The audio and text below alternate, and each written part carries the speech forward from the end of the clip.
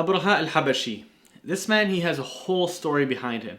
When he saw that people would come from all different places, all different corners of the world to offer pilgrimage at the house of Allah, in the Haram of Allah, at the Kaabah, he didn't like that. He tried to stop people from going to the Kaabah, but obviously he couldn't.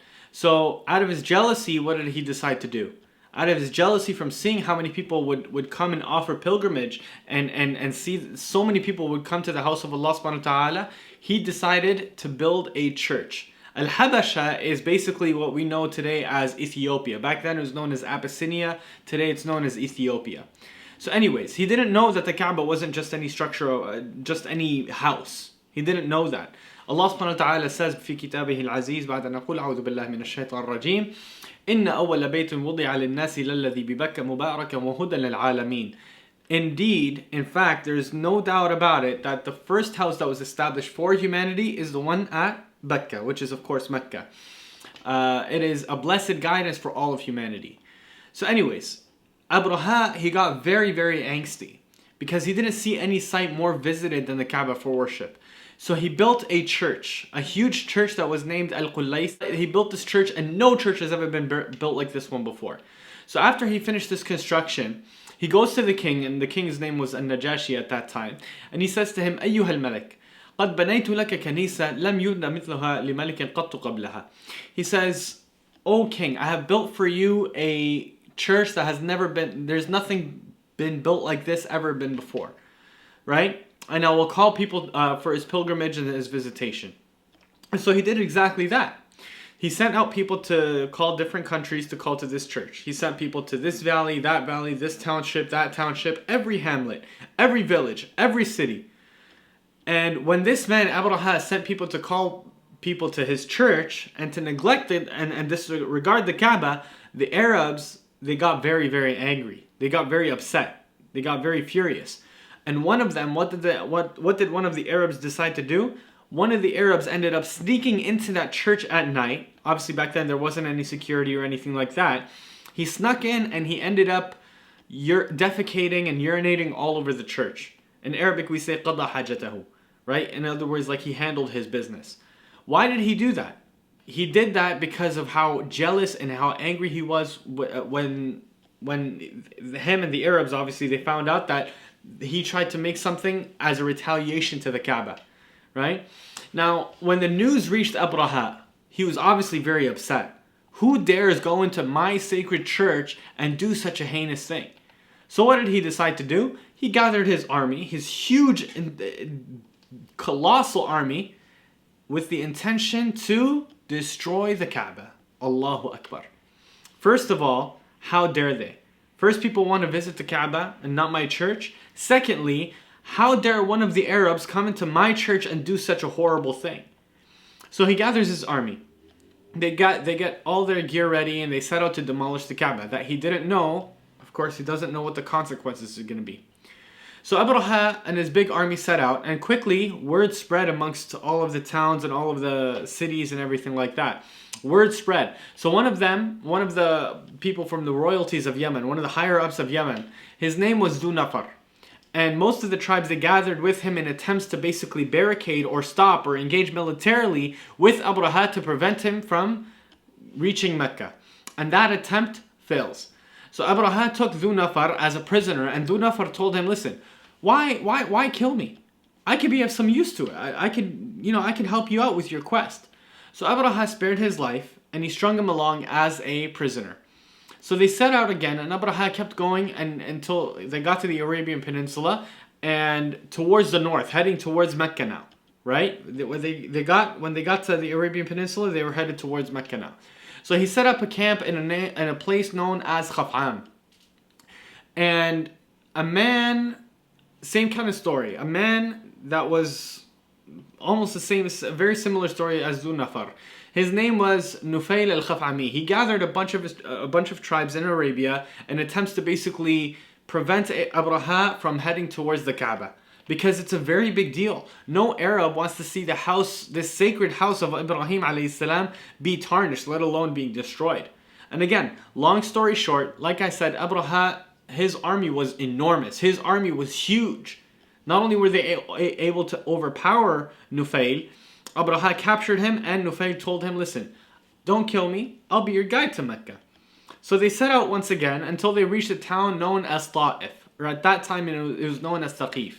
Now the people of Ta'if, they had a different approach. Instead of doing what Dhu Nafar did or Nufayl did, we have a different approach. When they heard that these two people and their tribes tried to stop Abraha and their army was overpowered, let's do something else now, right? They came out to the king, they came out to Abraha making a deal with him. They said, what? Listen, we are your servants. We're here to serve you. We'll listen to you and we'll obey whatever you have to say. This house here is not the Kaabah, right? This house is actually the house of Lat. Lat is one of the idols that they used to worship at that time. But we're obeying your commands. We'll send with you whoever you want to guide you all the way to the Kaabah. So he says, all right, cool. He agreed. So the people of Ta'if sent with Abraha a man named Abu Rughal to guide them to Mecca. And so they set out to Mecca and they got really, really close to Mecca now. And they set camp in a place known as al-Maghmas. And again, I'll skip the details just because of the time that we have. Allah subhanahu wa ta'ala descended his punishment on Abu Rughal and he ended up dying in the place he ended up dying in that place, and the Arabs would come and they would actually stone his grave because of his betrayal with Abraha. Anyhow, Abraha ended up sending a man named Al-Aswad to Mecca to basically gather the news. What's going on in Mecca right now? You know, because when you're in a state of war, basically, even though a battle isn't happening, even though you're not engaged militarily, there's constant intelligence being gathered from the other side. So this man, Al-Aswad, he went to Mecca with a group of horsemen and they ended up robbing or looting a bunch of Meccans, a bunch of people from Mecca. And of the loot was 200 camels that belonged to who?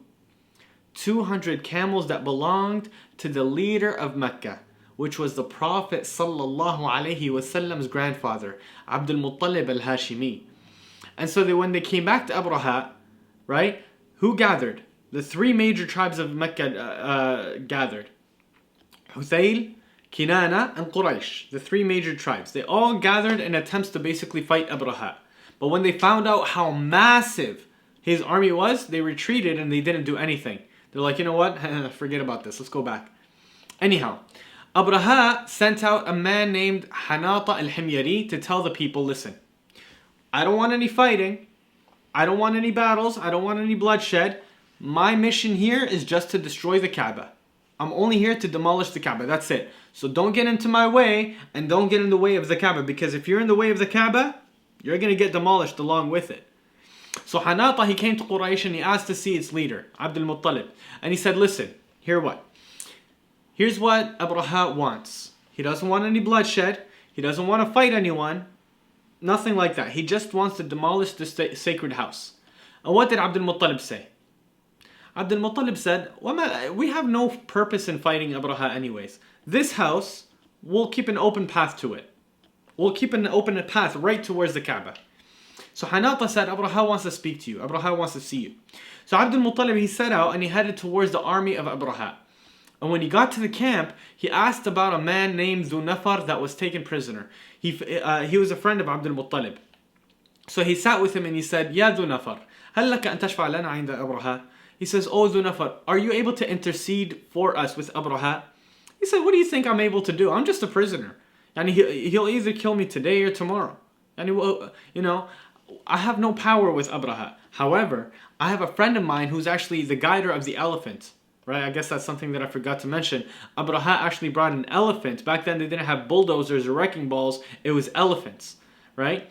So Dhu Nafar, he says, my buddy is the one who's guiding the elephant. I can talk to him for you.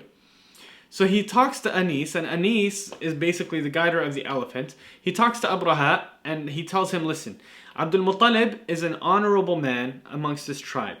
He feeds the poor and the hungry, and he wants to talk to you. He's very well known and he's very well respected. The leader of Quraysh wants to talk to you, basically. So Abraha lets him in. So Abdul Muttalib comes to the tent of Abraha and he was sitting on his chair. He sees him sitting on his chair. And all around him was his squad, if you will. So when Abraha saw him, he gave him his respect. That's basically what happened here. Abraha, he hated that he'd be sitting on a chair and that Abdul Muttalib would sit on the floor. So Abraha got up and he sat next to him on the floor. Basically to give him his respect and to give him his qima, basically. So now picture this. The leader of Mecca sitting with this very, very high leader, this strong man that came all this way from Abyssinia to destroy the Kaabah. The respect is immense. And so between them is an interpreter, or like a translator. None of them speak the language of the other, right? So Abraha told the interpreter, ask him, what does he want? So he asks him, what do you want? Abdul Muttalib is like, I have liya mi'atayn min al-ibil. He's like, I have 200 of my camels that your friend has taken from me. So please ask the king to return them to me. Right? He tells him, and Abraha tells him, listen, tell him that when I saw him, when the interpreter tells Abraha, he said he has 200 of his camels and he wants them back. Right? Abraha kind of got a little offended. He says to the interpreter to tell Abdul Muttalib, listen, when I saw him, I was amazed by him. And I gave him his value and I gave him his respect and I gave him his stature. But then when he asked me this request, I have no care for him anymore. And so Abdul Muttalib was like, and why is that? Why don't you care for me anymore? He said, you came to me asking me about your camels and you disregard a house that is so sacred to you and sacred to your fathers and your grandfathers and your ancestors. You don't want to talk to me about that house. You're coming to me asking me about 200 camels and you completely neglect a sacred house that I want to destroy. And listen to Abdul Muttalib's answer. Abdul Muttalib's answer was absolutely amazing. He says, أنا رب الإبل. He said, I am the master of the camels. وَلِلْبَيْتِ رَبُّ يَحْمِيهِ. He says, and this house, this sacred house, has a master that is going to protect it. He doesn't mean himself. He means Allah subhanahu wa ta'ala.